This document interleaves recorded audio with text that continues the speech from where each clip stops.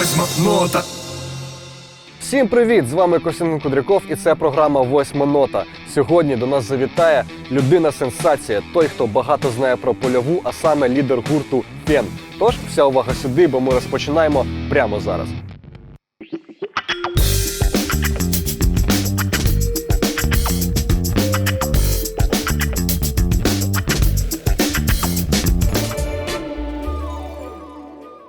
Твоє відео «Я живу на польовій» це стало дуже великою сенсацією в місті, такою неочікуваною. І як прийшла ідея до цього? Идея пришла внезапно. Во-первых, я приехал в Житомир, тогда я уже жил в нем где-то примерно полгода. И я подумал, в Житомире можно что-то зацепить, что заинтересует каждого. Я жил на Полевой в то время, и ходили слухи, что это очень опасный район. Це навіть не дуже і слухи. Да, это даже не очень не слухи. Так вот, я подумал, что если затронуть эту тему? Я думаю, людей это заинтересует, и они обратят на это внимание. Мне даже не придется никак это раскручивать. Так и случилось. А де ти жив до цього, до Житомира? До Житомира я жил в разных городах. Вообще я приехал в Житомир с Львова. Я там жил где-то 2 года или 3. Перед этим я жил еще в Луцке. Родился вообще в Житомирской области. Після оцих міст ти приїхав до Житомира і все-таки наважився зробити пісню про Житомир. Ну да, так сказать, судьба возвращает все как должно быть. То есть я возвращаюсь в Житомир обратно и делаю хороший клип. Як ти добився того, що на цьому відео досить багато переглядів? На самом деле я для этого ничего особо не делал. Я просто, когда вот эта идея пришла насчет Полевой, мне сразу показалось, что это должно просто выстрелить, должно зайти всем вокруг, и это должно разнестись само по себе сарафанным радио. Единственное, что я сделал, это, то есть, естественно, там бросил своим друзьям в личке, в Инстаграме, в Фейсбуке и так дальше. Второе, что я сделал, это тогда еще ВКонтакте был. Так. И я купил рекламу в пабликах житомирских. Это был максимум, все. Это не дало такой особого прироста аудитории, но то есть потом уже сарафанным радио это разнеслось на 20 тысяч просмотров. Вот так вот. Тебе почали впізнавати в місті, це так. Яка була реакція людей? Реакция людей, она бывает разная на самом деле. Помню случай, когда я ехал в маршрутке просто, никого не трогал. Маршрутка была полупустая, я сижу на переднем сиденье, и останавливается маршрутка возле бульвара. Открывается дверь, и просто я смотрю на выход, а там какая-то девочка громко кричит: «Это же Фен!» и начинает качаться по полу. Я не знаю, зачем это сделала, но это было очень забавно. Цей кліп – це старт твоєї кар'єри, і творчого шляху, чи ні? На самом деле нет. Этот клип, это было первое вообще, что прям входило в Фен как проект. И это было намеренно. Это, я же повторюсь, у меня в голове была мысль, что это обязательно должно зайти. Но до этого я уже снимал клипы на телефон домашние всякие. Без бюджета записывал песни тоже на коленке. На канале есть еще другие клипы, поэтому нет, это не первый клип. А як ти взагалі прийшов до творчості? Это было очень давно, это, кажется, был 2013 год, когда мне было 13 лет. Ого. До этого, я скажу тебе, я вообще не слушал музыку никакую. Як це може бути? То есть вообще никакую. Я просто не понимал, зачем слушать музыку. Но потом... Я таке вперше чую, як кожна людина слухає музику. Да, но я был таким себе подростком, вообще даже не подростком, до 13 лет это ребенок, считай. То есть и я, в принципе, не осознавал такой потребности, чтобы слушать музыку. Но однажды, в 2013 году, случайно моя мама послушала при мне «Рамштайн». На самом деле, до этого тоже все время была музыка в доме, там разная. В общем-то, раритет всякий. Типа Европа, там, Final Countdown и так дальше. Агату Кристи там слушали тоже.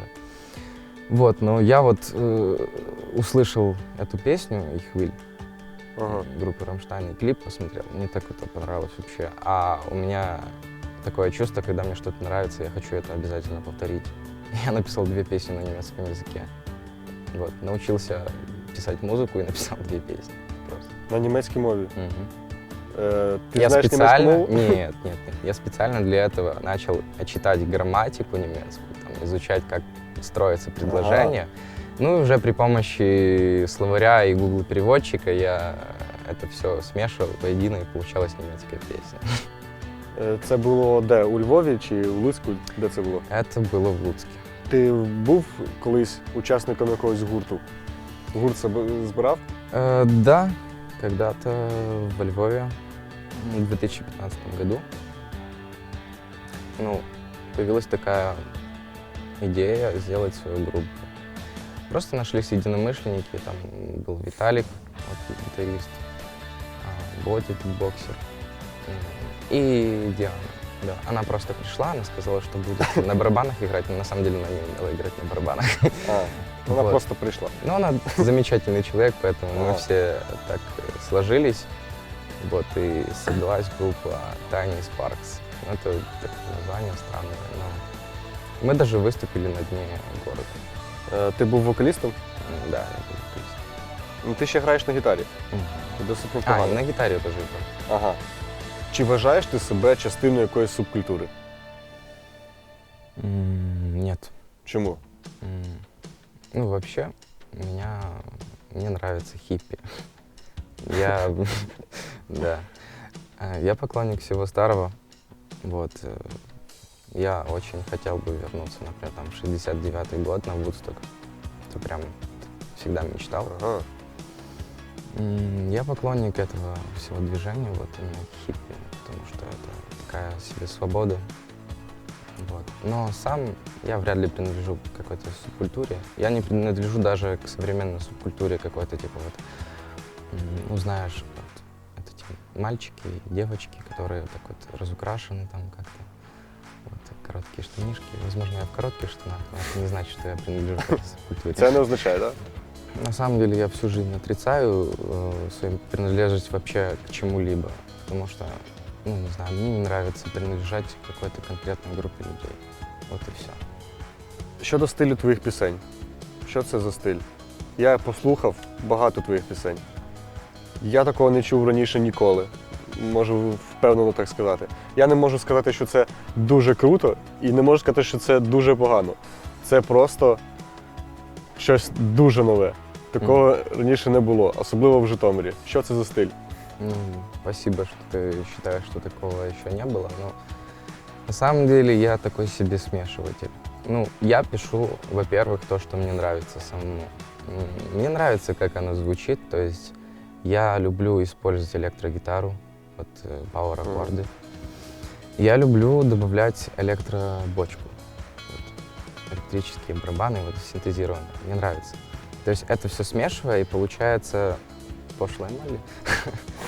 Нет, на самом деле я еще добавляю... На пошлу молі не дуже схоже. Да, и на пошлую молли не похоже, но на самом деле, то есть электрогитара, электронные барабаны, потом добавляю пианинка. Ну, я, в общем, смешиваю все, что мне нравится.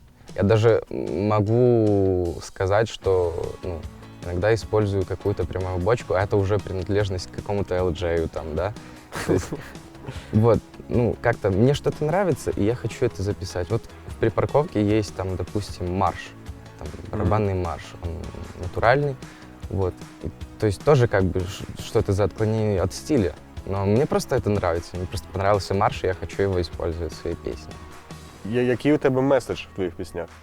Ну, месседж у моих песен самый разный. Раньше я старался как-то развлекать аудиторию. В общем, ну, в последнее время меня тянет откровенно писать что-то такое лирическое и то, что у меня где-то там в недрах души. А так родились, например, «Растворяюсь». Это я переживал жесткую депрессию, я просто написал «Растворяюсь». Потом «Поколение». Я хотел рассмотреть проблему поколений. То есть, когда одна группа людей старшая говорит, что младшая группа людей — это откровенно уже не то поколение, Так завжди которое было было. у нас. Да, и это проблема, которую я рассмотрел, просто мне это захотелось. Но это уже такие более серьезные темы какие-то. Як часто ти змінюєш свій образ? Ну, на самом деле у меня я даже не знаю, какой я вообще на самом-то деле есть. Вот я постоянно веду себя как-то по-разному. Я могу быть жестко уверенным, могу быть совершенно неуверенным в себе, я могу бунтовать, я могу сидеть тихонечко где-то там в уголочке, никого не трогать. Вот. Но я это делаю непроизвольно, то есть я пытаюсь, я иногда пытаюсь приспосабливаться вообще, там, например, когда выступать, то приходится, даже если у тебя плохое настроение, то приходится как-то надевать эту маску. Но на самом деле в большинстве случаев просто такой, какой есть. Що впливає взагалі на твою творчість? На мое творчество влияют разные факторы. Во-первых, это, конечно же, какие-то мои любимые исполнители. В основном это такие старые древние исполнители, как там Эрик Клэптон, например, или даже тот же Рамштайн. Вот. В основном это такие старые люди, которые уже даже некоторые мертвые. Вот, например, мой самый любимый исполнитель — это Дэвид Боуи. Это вообще вдохновение всей моей жизни. Также на меня очень сильно влияет оценка окружающих. То есть я постоянно поддаюсь ее влиянию. И если я что-то пишу, я хочу это показать людям. И меня это мотивирует. То есть именно оценка людей, позитивная, негативная тоже. То есть она меня мотивирует делать больше песен.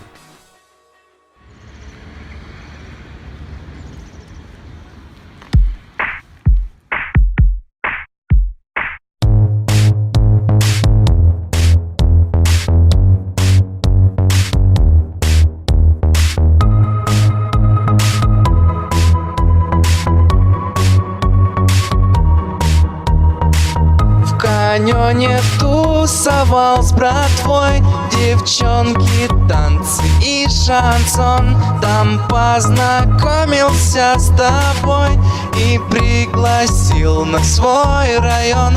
Ты отказалась наотрез, просил тебя я раза 5, но согласилась сразу только стоило мне сказать. Все в курсе, все знают, кто я и то, что я самый крутой. Девчонки все тают, детка, я живу на Полевой. Все в курсе, все знают, кто я и то, что я самый крутой. Девчонки все тают, детка, я живу на Полевой.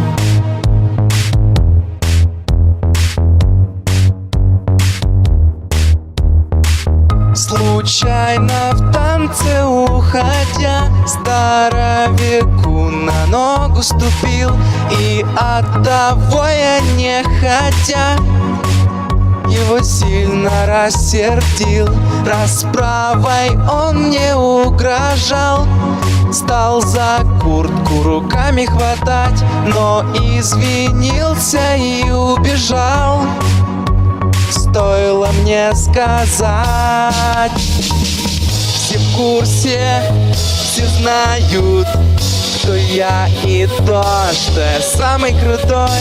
Девчонки все тают, ведь я живу на Полевой. Все в курсе, все знают, кто я и то, что я самый крутой.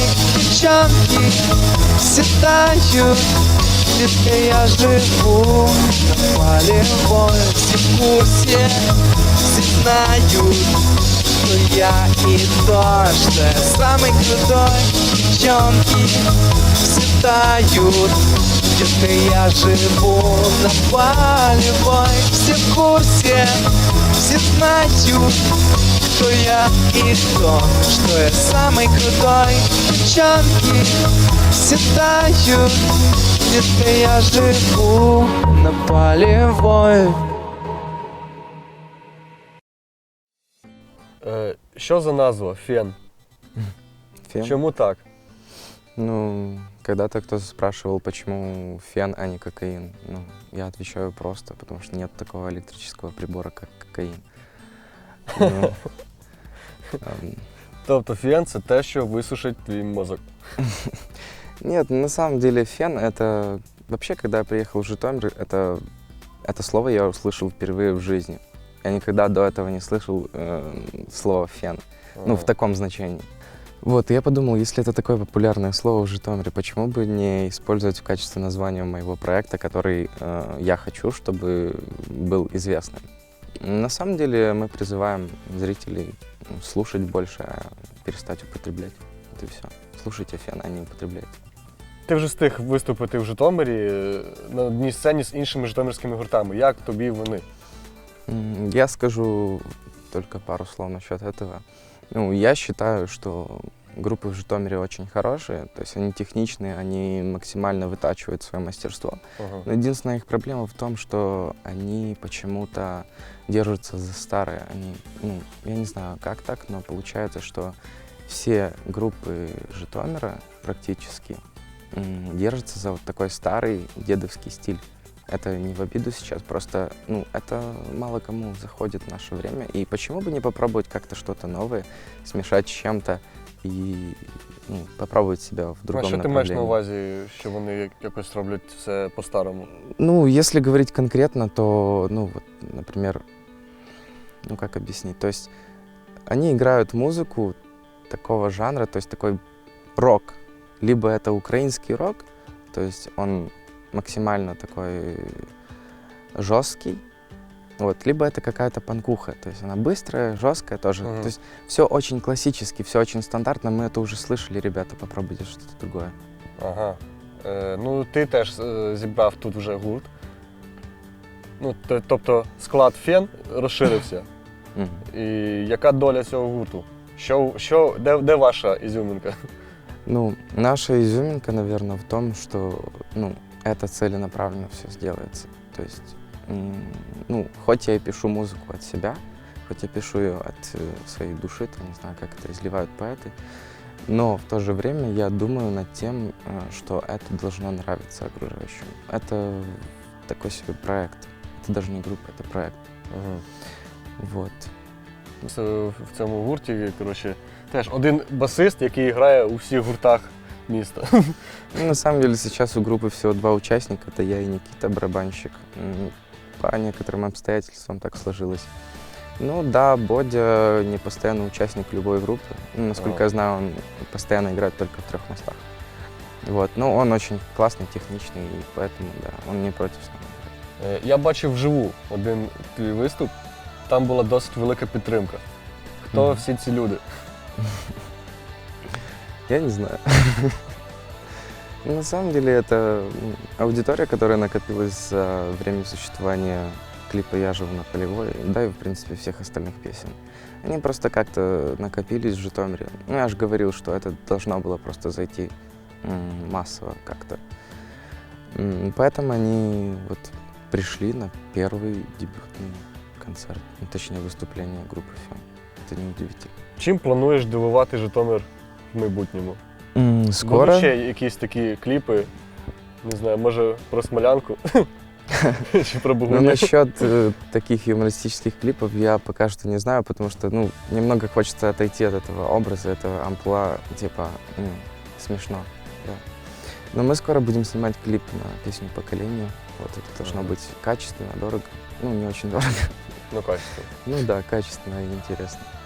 Вот, потому что есть очень хорошая идея. Буде альбом Фена? Альбом накопится, да. Альбом соберется после того, как закончится, не знаю, там, все мои мысли. Я допишу все песни, которые должны выйти в этот альбом. Ну, я думаю, это штук 15 будет. І наостанок твої побажання всім, хто чекає від гурту Фен нових треків. Ребят, больше слушайте и меньше употребляйте. Коротко і ясно. А з вами була програма «Восьма нота». До нових зустрічей.